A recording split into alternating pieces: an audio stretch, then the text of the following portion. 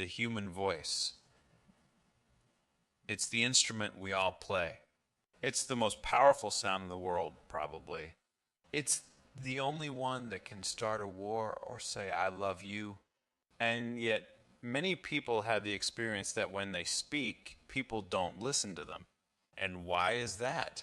How can we speak powerfully to make change in the world? What I'd like to suggest, there are a number of habits that we need to move away from. I've assembled for your pleasure here 7 deadly sins of speaking. I'm not pretending this is an exhaustive list, but these 7, I think, are pretty large habits that we can all fall into. First, gossip. Speaking ill of somebody who's not present, not a nice habit. And we know perfectly well the person gossiping 5 minutes later will be gossiping about us. Second, judging. We know people who are like this in conversation, and it's very hard to listen to somebody if you know that you're being judged and found wanting at the same time. Third, negativity. You can fall into this.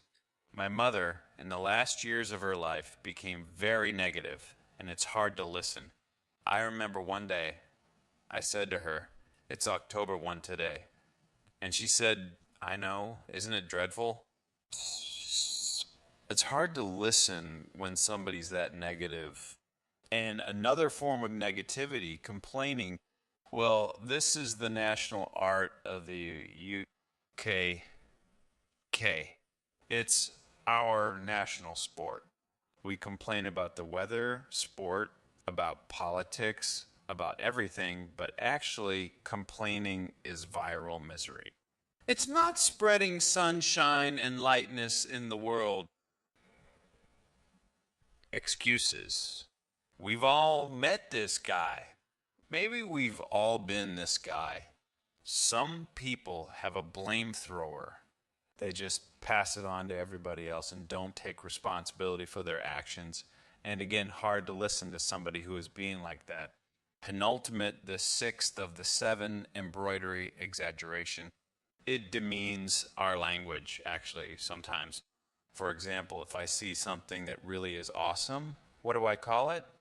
And then, of course, this exaggeration becomes lying, and we don't want to listen to people we know are lying to us.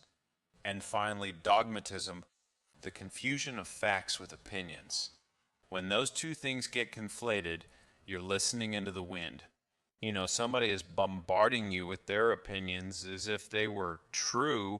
It's difficult to listen to that. So here they are, 7 deadly sins of speaking. These are things I think we need to avoid. But is there a positive way to think about this? Yes, there is. I'd like to suggest that there are 4 really powerful cornerstones foundations that we can stand on if we want our speech to be powerful and to make change in the world. Unfortunately, these things spell a word. The word is hail, and it has a great definition as well. I'm not talking about the stuff that falls from the sky and hits you on the head. I'm talking about this definition to greet or acclaim enthusiastically, which is how I think our words will be received if we stand on these 4 things. So what do they stand for? See if you can guess. The H, honesty, of course, being true in what you say, being straight and clear. The is, authenticity, just being yourself. A friend of mine described it as standing in your own truth, which I think is a lovely way to put it. Is integrity, being your word, actually doing what you say and being somebody people can trust. And the L is love. I don't mean romantic love, but I do mean wishing people well for 2 reasons. First of all, I think absolute honesty may not be what we want. I mean, my goodness, you look ugly this morning. Perhaps that's not necessary. Tempered with love, of course. Honesty is a great thing. But also, if you're really wishing somebody well, it's very hard to judge them at the same time. I'm not even sure you can do those 2 things simultaneously. So, hail. Also, now that's what you say, and it's like the old song, it is what you say. It's also the way that you say it. You have an amazing toolbox. This instrument is incredible, and yet this is a toolbox that very few people have ever opened. I'd like to have a little rummage in there with you now and just pull a few tools out that you might like to take away and play with, which will increase the power of your speaking. Register, for example. Now, a falsetto register may not be very useful most of the time, but there's a register in between. I'm not going to get very technical about this for any of you who are voice coaches. You can locate your voice, however. So if I talk up here in my nose, you can hear the difference. If I go down here in my throat, which is where most of us speak for most of the time. But if you want weight, you need to go down here to the chest. You hear the difference? We vote for politicians with lower voices. It's true because we associate depth with power and with authority. That's register. Then we have timbre. It's the way your voice feels. Again, the research shows that we prefer voices which are rich, smooth, warm, like hot chocolate. Well, if that's not you, that's not the end of the world because you can train. Go and get a voice coach. And there are amazing things you can do with breathing, with posture, and with exercises to improve the timbre of your voice. And prosody. I love prosody. This is the sing-song, the meta language that we use in order to impart meaning. It's root one for meaning in conversation.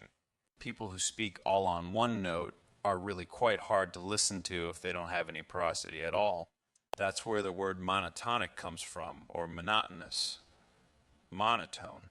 Also, we have repetitive prosody now coming in where every sentence ends as if it were a question when it's actually not a question.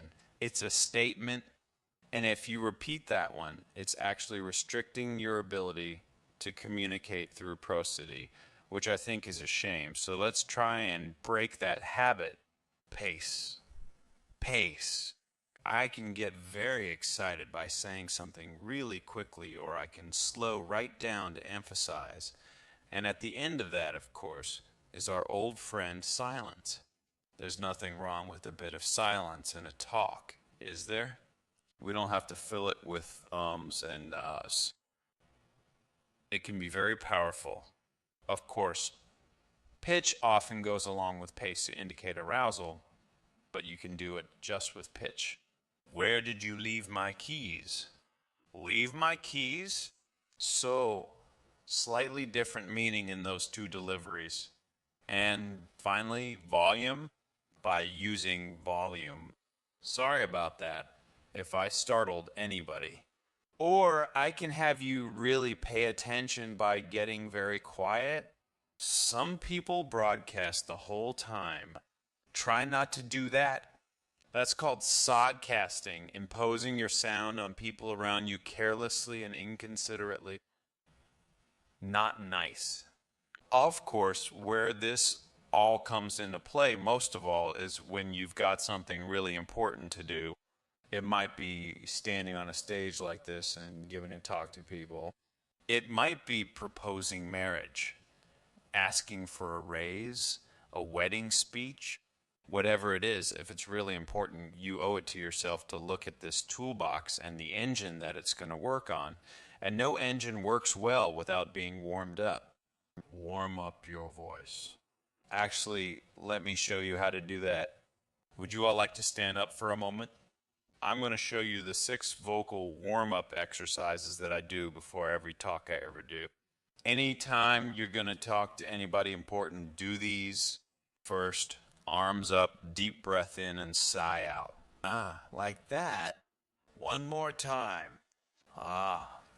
Very good. Now we're going to warm up our lips, and we're going to go ba ba ba ba ba ba ba ba ba. Very good. And now bar, just like when you were a kid. Bar, bar, Now your lips should be coming alive. We're going to do the tongue next with exaggerated la, la, la, la, la, la, la, la. Wow. Beautiful. You're getting really good at this. And then Roland, or. That's like champagne for the tongue. Finally, and if I can only do one, the pros call this the siren. It's really good. It starts with we and goes to aw. The we is high, the aw is low. So you go we wow. Fantastic. Give yourselves a round of applause. Take a seat. Thank you. Next time you speak, do those in advance. Now let me just put this in context to close. This is a serious point here. This is where we are now, right? We speak not very well to people who simply aren't listening in an environment that's all about noise and bad acoustics. I have talked about that on this stage in different phases. What would the world be like if we were speaking powerfully to people who were listening consciously in environments which were actually fit for purpose? Or to make that a bit larger, what would the world be like if we were creating sound consciously and consuming sound consciously and designing all our environments consciously for sound? That would be a world that does sound beautiful, and one where understanding would be the norm, and that is an idea worth spreading. Thank you.